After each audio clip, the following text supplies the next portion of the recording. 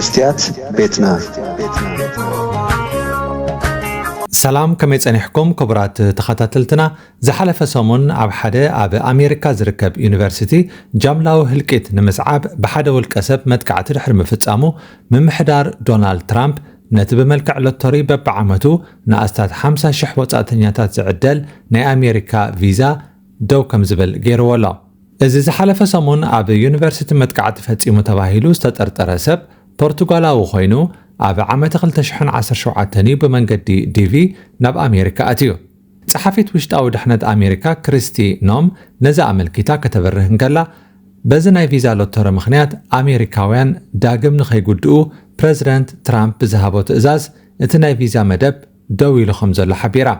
ዲቪ ተባሂሉ ዝጽዋዕ ንወጻእተኛታት ኣብ ኣሜሪካ ንኽነብሩን መንበሪ ፍቓድ ክውንኑን ዝኽእል ናይ ሎተሪ መደብ ብትእዛዝ ትራምፕ ክድስክል ደኣ ይኽኣል እምበር ትራምፕ ንበይኑ ነቲ መደብ ሙሉእ ብምሉእ ንሓዋሩ ክስርዞ ወይ ደው ከብሎ ኣይክእልን እዩ። ምኽንያቱ ብሕጋዊ መስርሕ ደው ክብል ወይ ክስረዝ ስለ ዘለዎ ካልኦት ኣካላት ክሕወስዎ ግድን እዩ።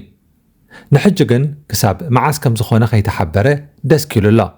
እቲ ኣብ ዩኒቨርሲቲ መጥቃዕቲ ፈጺሙ ሰባት ቀቲሉ ክኸውን ይኽእል እዩ ተባሂሉ ዝተጠርጠረ ብዲቪ ናብ ኣሜሪካ ዝኣተወ ወጻእተኛ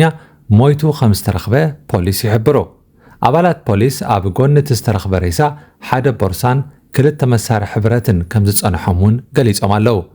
ገለ ወገናት ትራምፕ ሓደ ውልቀ ሰብ ብዝፈጸሞ ገበን ንኹሉ ወጻእተኛ ክቐጽዕን መጻኢ ሚልዮናት ከጸልምትን ቁናዕ ኣይኮነን ክብሉን ከለዉ ገለ ኸኣ ፈለማ ሃገራዊ ድሕነትን ህዝባዊ ውሕስነትን እዩ ክቕድም ዘለዎ እቲ ውሳነ ቁኑዕ እዩ ብምባል ነቲ እገዳ ይድግፍዎ። በዚ ናይ ዲቪ ሎተሪ ምኽንያት ካብ ኤርትራ ሓዊስካ ሚልዮናት ወጻእተኛታት ናብ ኣሜሪካ ኣትዮምን ዜጋታት ኣሜሪካ ኮይኖምን እዮም። እዞም ዘይነዓቕ ቁፅሪ ዘለዎም ወጻእተኛታት ከኣ ኣብ ቁጠባ ኣሜሪካ ሰፍ ዘይብል ተራ ተጻዊቶም እዮም። ቅድሚ 2 ሰሙን ሓደ ኣፍጋናዊ ስደተኛ ኣብ ዋሽንግተን ዲሲ ንኽልተ ኣባላት ሃገራዊ ሓለዋ ኣሜሪካ ብጥይት ሃሪሙ ሓደ ሞይቱ እቲ ካልእ ድማ ብኸቢድ ቆሲሉ ነይሩ። ንዕኡ ስዒቡ ምምሕዳር ትራምፕ መስርሕ ዕቑባ ኣፍጋናውያን ዝርከብዎም ስደተኛታት ደው ክብል ብምግባር ብዝሒ ዘይሕጋውያን ስደተኛታት ንምጥራዝ ስጉምትታት ይወስድ ኣሎ። ምምሕዳር ትራምፕ ሕጋዊ ሰነዳት ዘለዎም ዜጋታት ኤርትራን ሶማልያን ሓዊሱ ካብ 19 ሃገራት ዝመጹ ናይ መንበርን ናይ ስራሕ ፍቓዶምን ክግምግም ምዃኑ እውን ኣፍሊጡ። ብተወሳኺ ካብ ኩለን ሃገራት ንዝቐርብ ሕቶ ዕቑባ ንዘይተወሰነ እዋን ደው ኣቢሉ እቲ ፕሬዚደንት ካብ ሃገራት ሳልሳይ ዓለም ንዝመጹ ስደተኛታት ቀዋሚ እገዳ ክገብር መደብ ከም ዘለዎ ገሊጹ። ነዚ ስዒቡ ኣብ ዝሓለፈ መዓልታት ክፍሊ ድሕነት ኣሜሪካ ኢትዮጵያውያንን ኤርትራውያንን ዝርከብዎም ካብ መላእ ዓለም ዝተፈላለያ ገበናት ዝፈጸሙን ኣዝዮም ሓደገኛታት ስደተኛታት ተባሂሎም ዝቁጸሩን ውልቀ ሰባት ዝርዝር ኣስማት ኣውፂሎ። ፕሬዚደንት ትራምፕ ዝሓለፈ ዓመት ጎስጓስ ዳግመ ምርጫ ካብ ዝጅምር ኣትሒዙ ጽኑዕ ቁጽጽር ኢሚግሬሽን ክግበርን ኣብ ታሪኽ እቲ ሃገር ዝዓበየ ወፍሪ ምስጓግ ስደተኛታት ክካየድ ምዃኑን ብተደጋጋሚ ይዛረብ። እዚ ከምዚ ኢሉ እንከሎ ብ14 ታሕሳስ 2025 ሓደ ኤርትራዊ ኣብ ፔንሲልቬንያ ኣሜሪካ ኣብ ትሕቲ ቀይዲ እንከሎ ከም ዝዓረፈ ይንገር ኣሎ። እቲ ወዲ 46 ዓመት ከም ዝኾነ ዝተሓበረ ኤርትራዊ ኣብ ትሕቲ ቀይዲ ኣብ ዝነበረሉ ኣብ ከባቢ ኣፍ ልቡ ቃንዛ ከም ዝተሰምዖን ናብ ሕክምና ምስ በጽሐ ግን ብህይወት ክተርፍ ከም ዘይከኣለን ይግለጽ። ብዕለት 3 ሚያዝያ 2024 ቤት ፍርዲ ምምሕዳር ሰሜን ኦሃዮ ነቲ ኤርትራዊ ብምትላልን ብስርቂ ገንዘብ ህዝብን ን21 ኣዋርሕ ክእሰር ፈሪድዎ ነይሩ። እቲ ቤት ፍርዲ ብሓፈሻ ልዕሊ $10,000 ከም ዝተጠፋፍአ ይገልጽ። እቲ ኤርትራዊ ብሓምለ 2024 ካብቲ ቤት ማእሰርቲ ወፂኡ ናብቲ ማእከል ምጽራይ መስርሕ ስደተኛታት ከም ዝተወስደ ሓበሬታ ኢሚግሬሽንን ኣኽበርቲ ጉምሩክን የመልክት። ትራምፕ ዝወስዶ ዘሎ ንወጻእተኛታት ዝዓለመ ተሪር ስጉምቲ ኣበርቲዑ ክቕጽል ከም ዝኾነ ሰበስልጣን ምምሕዳር ዋሽንግተን ደጋጊሞም ይገልጹ ኣለዉ።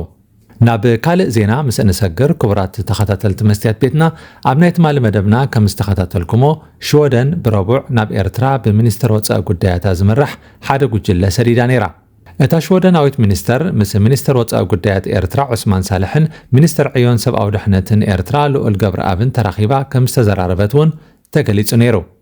ኣብ ትሕቲ መጭወይቲ ስርዓት ግደፍ ንዝርከብ ኤርትራዊ ሽወደናዊ ጋዜጠኛ ዳዊት ኢሳቅ ዝሓለፈ ዓመት ሽልማት ዘበርከተ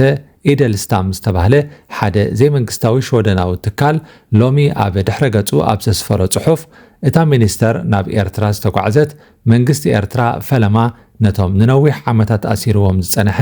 13 ኣባላት መሪሕነት ፖሊስ ኤርትራ ነጋዶን ምሁራንን ቀጺሉ እውን 98 ናይ እምነት እሱራት ምስ ፈትሐን ላዕለዋይ ኮሚሽን ሰብኣዊ መሰላት ሕቡራት ሃገራት ገና 10,000 እሱራት ተሪፎም ኣለዉ ዝብል መግለጺ ድሕሪ መውጽኡን ከም ዝኾነ ኣመልኪቱ እታ ሚኒስተርን መሳርሕታን ናብ ሽወደን ምስ ተመልሱ ከዓ ክልተ ውሉዳት ጋዜጠኛ ዳዊት ኢሳቅ ዝኾና ቤተልሔምን ዳናይትን ነቦአን ዝምልከት መግለጺ ኣውፅአን ኣለዋ እዘን ክልተ ንዓሰርተታት ዓመታት ኣብ ሸቕሎት ዝርከባ ኣሕዋት እታ ሚኒስተር ናብ ኤርትራ ብኣካል ምብጻሕ ምክያዳ ብኣውንታ ከም ዝሪኦኦ ኣብ ቀረባ እዋን ወላዲአን ከም ዝፍታሕ እውን ተስፋ ከም ዝገበራ ገሊፀን ኮይኑ ግን ገና ዘይተመለሰ ሕቶ ኣሎ ኢለን ንሱ ከዓ መንግስቲ ሽወደን ብዕለት 25 መስከረም ዳዊት ኢሳቅ ብሰብኣውነት ተራእዩ ካብ ማእሰርቲ ክፍታሕ ንሰበስልጣን ኤርትራ ሕቶ ኣቕሪቡ ነይሩ ብወገን ኤርትራ ግን ብዘይካ ብሂወት ኣሎ ዝብል ዘይጭበጥ መልሲ ንዳዊት ንምፍታሕ ዝተወስደ ስጉምቲ የለን ን24 ዓመታት ናብ ፍርዲ ኣይቀረበን ምሳና እውን ርክብ ከካይድ ኣይተፈቅደሉን ዝበላ ቤተልሔምን ዳናይትን ኣቦና ብሂወት ኣሎን የለን የሻቅለና እዩ ሽወደን ሕጂ እውን ነዚ ከተረጋግጽ ብዘይ ምኽኣላ ኣቆጢዕና ኣሎ ኢለን እቲ ጉዳይ ዕንክሊል ዝበዝሖ እዩ ሽወደን ዳዊት ይፈታሕ ትብል ኤርትራ ከዓ ብሂወት ኣሎ ትብል ዝኾነ ዝጭበጥን ውጽኢትን ግን የለን ክብላውን ዘለወን ስክፍታ ገሊፀን ኣብ መወዳእታ ቤተልሔምን ዳናይትን ንሕና ምስ ወላዲና ኣብ ሽወደን ዳግም ንምርኻብ እዩ ድሌትና እቲ ቀጻሊ እናሓቱ ከዓ ሽወደን ነዚ ንምዕዋት እንታይ ክትገብር ትኽእል ሚኒስትሪ ወፃኢ ጉዳያት ሽወደን ከ ጭቡጥ ዝኾነ ስራሕ መዓስዩ ክሰርሕ መዓስዩ ነቲ ብዘይ ፍርዲ ዝተኣስረ ዳዊት ኢሳቅ ካብ ማእሰርቲ ንምፍታሕ ንሰበስልጣን ኤርትራ ሓደ ናይ ቁርፂ መዓልቲ ዝህቦም ዝብል እዩ ዳዊት ምስ ብጾቱ ካብ ዝእሰር 24 ዓመታት ሓሊፎም ኣለዉ ክሳብ ሕጂ እዚ እዩ ገበንካ ተባሂሉ ኣይተኸሰሰን ናብ ቤት ፍርዲ እውን ኣይቀረበን ማእሰርቱ ንክንደይ ዓመታት ከም ዝኾነ ዳዊት ይኹን ቤተሰቡ ኣይፈልጡን እዚ ጥራሕ ዘይኮነ ዳዊት ክሳብ ሕጂ ብሂወት ኣሎ ድዩ ዝብል ሕቶ እውን መልሲ ኣይትረኽቦን በዓልቲ ቤቱ ደቁ ኣሕዋቱን መቕረቡን ክሳብ ሕጂ ኣብ ሸቕሎት እዮም ዘለዉ ስርዓት ግደፍ ክሳብ ዛ እዋን እዚኣ እንትርፎ ብዘይ ወግዓዊ ኣገባብ ኣብ ህዝቢ ምስ ወያነ ይሰርሑ ነይሮም ከዳዓትዮም ነይሮም ዝብል ጸለመ ምንዛሕ ብጭቡጥ ከሲሱ ናብ ቤት ፍርዲ ከቕርቦም ኣይከኣለን ክቡራት ተኸታተልቲ መስትያት ቤትና ንሎሚ 19 ታሕሳስ 2025 ዘዳለናዮ ትሕዝቶ ኣብዚ ክንዛዝም ኢና ጽባሕ ብኻልእ ኣርእስቲ ክሳብ ንራኸብ ደሓን ጽንሑ መስትያት ቤትና መስትያት ቤትና ንሐቀኛ ምስሊ ኤርትራ ንምንጽብራቕ ዝተፈላለዩ ጽሑፋት ተንቀሳቓሲ ምስልታትን ቃለ ምሕትታትን ሒዛ ብዘካርያስ ክብረኣብ እናተዳለወት እትቐርብ መደብ እያ كفوت لساني من يزعصوني هاي سجدن علي عبطاقوت ملاخي قطاوخي قنا مسلي فتحي